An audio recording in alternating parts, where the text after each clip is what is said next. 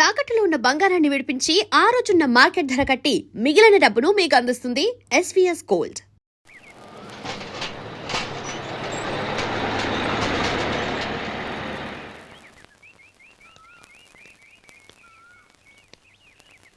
నమస్కారం అయ్యా.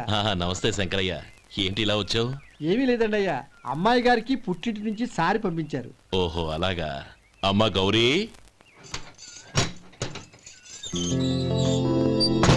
ఏంటి బావగారు పిలిచారు? అది నమస్కారం అమ్మా. ఏం లేదమ్మా, అయ్యగారు మీకోసం సారి పంపించారు. ఈ లిస్టు ప్రకారం అన్ని సరిగ్గా ఉన్నా లేవో చూసుకోండి.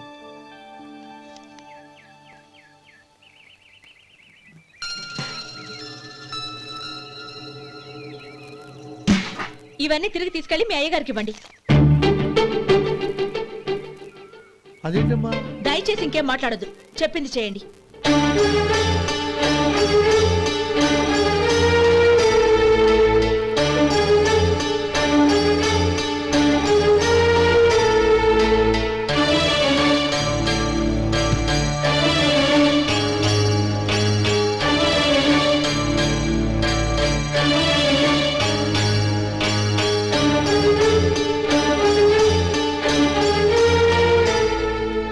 ఏంటి గౌరీ నువ్వు చేసిన పని? మీ నాన్నగారు అంత ప్రేమగా పంపిస్తే తిరిగి పంపించేశావు. ఆయన ఏమనుకుంటారు? ఎవరుకుంటే నాకేంటండి? ఎవరికైనా ఏదైనా పంపించేటప్పుడు వాళ్ళ స్టేటస్ కి తగ్గట్టుగా పంపించాలి. నాకు పంపించాల్సిన వస్తువులు అవి. ఆ మాత్రం ఇంగిత జ్ఞానం లేకుండా పంపితే నేనెందుకు తీసుకోవాలి?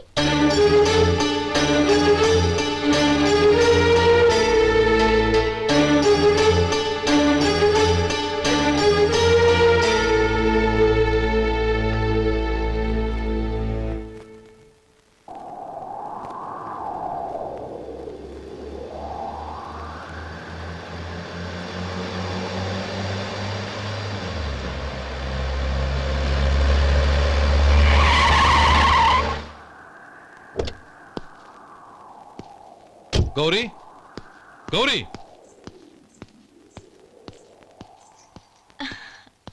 రండి నాన్న. ఏంటమ్మా నువ్వు చేసిన పని? నేనేం చేశాను? ఇంకా ఏం చేయాలమ్మా? నేను ప్రేమగా సారి పంపిస్తే తిరిగి పంపించేస్తావా?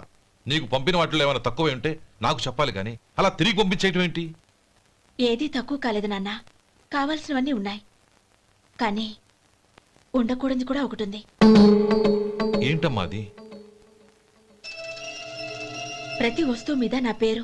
అందులో తప్పేముంది? నాన్న, ఎప్పుడైతే నేను ఇంట్లో కోడలిగా అడుగు పెట్టానో అప్పుడే వీళ్లలో ఓ మనిషిని అయిపోయాను. మీరు పంపిన వస్తువులు ఇక్కడుంటే అవి చూసినప్పుడల్లా వాటి మీద నా పేరు కనపడి ఇది నీది అని గుర్తు చేసి నన్ను పరాయిదాన్ని చేస్తాయి. అది కాదమ్మా. ఇంకేమీ చెప్పకండి నాన్న. పాలలాంటి ఈ ఇంట్లో నన్ను పంచదారలా కలిసిపోనివ్వండి. 10 కాలాల పాటు నన్ను తీయగా బతకనివ్వండి. I am very happy with what I have here.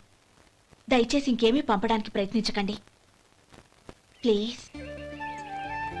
కూతురుగా మీ కోరిక తీర్చలేకపోయినందుకు నన్ను క్షమించండి నాన్న.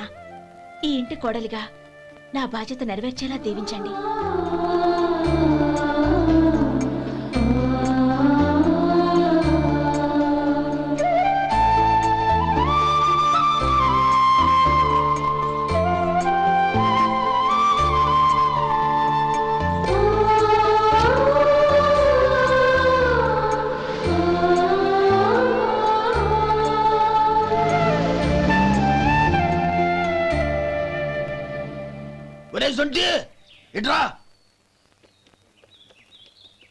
ఏంటండి? మాస్టర్ గారింట్లో ఫంక్షన్ కి జిలేబీలు మైసూరు పాకు పట్టుకెళ్ళి వారం రోజులైంది కదా. వాటి బాపత డబ్బులు గాని మనుషులు గాని ఇంతవరకు రాలేదు. వెళ్ళి వాళ్ళని డబ్బులు అడిగి తేవాలన్న బాధ్యత ఏమైనా ఉందా నీకు? మీకు అసలు బుర్ర ఉందా? తీసుకెళ్లి వారం రోజులైంది కదా, బతుకుంటే వాళ్ళు వచ్చి ఉండేవాళ్ళుగా. సర్లే వెళ్ళి క్లీనింగ్ చేసుకో. పబ్లిక్ పబ్లిక్ వెళ్ళు.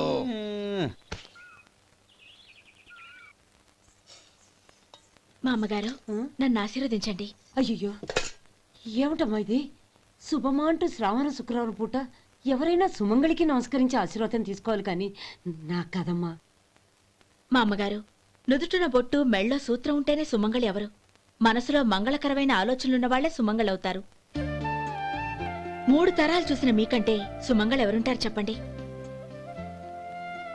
మీరొక్కసారి నన్ను దీవిస్తే 100 ఏళ్లు నేను పసుపు కుంకాలతో చల్లగా ఉంటాను. నన్ను ఆశీర్వదించండి.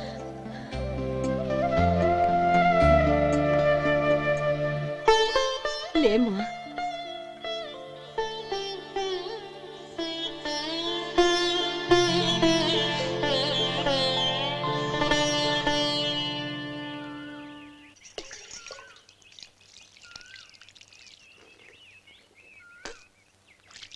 ఉమ్, తుడుచుకోండి. గౌరీ వంటలు అదరగొట్టేశావు. థ్యాంక్స్ అండి. రే ఇలాంటి భోజనం తిని చాలా కాలం అయిందిరా. రసం బ్రహ్మాండం అనయ్య నువ్వు వేసుకున్నావా? వేసుకోవడం ఏంటి, 2 చెంబులు గడగడ తాగిసా బ్రేవ్. వదినా అన్ని వంటలు అద్దరిపోయాయి.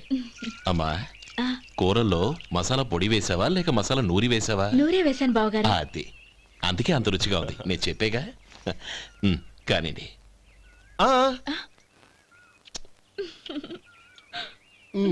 ఇప్పుడు పోయి వదినా.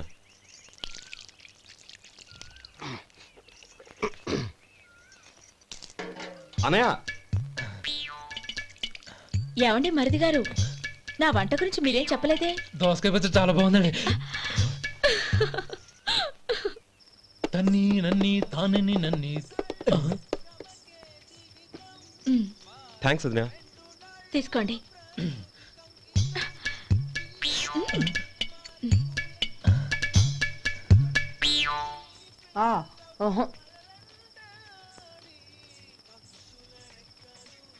బావగారు తీసుకోండి. అమ్మా నన్ను క్షమించమ్మా. అవే మాటలు బావగారు. పై కనకపోయినా నీ గురించి మనసులో అనుకున్నానమ్మా. అది తప్పేగా. ఆ రోజు పెళ్లి జరిగిన తర్వాత నువ్వు మీ నాన్నగారు మాట్లాడుకోవడం నేను విన్నానమ్మా. నువ్వెక్కడ నా తమ్ముడిని నా నుంచి దూరం చేసేస్తావోనని భయపడ్డాను. కానీ నిన్న నువ్వు మీ నాన్నగారికి ఇచ్చిన సమాధానం విన్నాక నా మనసు కుదుటపడింది. నేనెక్కడ కష్టపడిపోతానోనని మా నాన్నగారి భయం. డబ్బుంటే కష్టాలేవి దగ్గరికి రావని నమ్ముతారాయన. అసలు అవసరానికి మించిన డబ్బే అన్ని అనర్థాలకు కారణమని మా నాన్నగారు ఇంకా తెలుసుకోలేదు. ఆయన తృప్తి కోసం ఆ రోజు నేను సరే అన్నాను. శభాషమ్మా, చాలా గొప్ప మాట అన్నావు. మేము పాలో నీళ్ళో మాకు తెలియదు గాని నువ్వు మాత్రం పచ్చదనవేనమ్మా. నువ్వు మా ఇంటి కోడలిగా రావడం నిజంగా మా అందరి అదృష్టం. నిజమమ్మా. ఆ అదృష్టం మీది కాదు బావగారు, నాది. నేనెక్కడ బాధపడతానోనని నేను చేసిన రుచి పచిలేని కూరల్ని చాలా గొప్పగా ఉన్నాయని పొగిడారే, అది మీ అందరి సంస్కారం. అబ్బే అదేం లేదమ్మా, బానే ఉన్నాయే. ఆవంటే నేను తిన్నాను బావగారు, ఎందులోనూ ఉప్పు లేదు. మీరు సరే, మీ రెండో తమ్ముడు గారు ఇంకో మెట్టు పైకెళ్ళి దోసకాయ పచ్చడి చాలా బాగుందన్నారు. నిజమేగా? అసలు ఈరోజు నేను దోసకాయ పచ్చడే చేయలేదు బావగారు.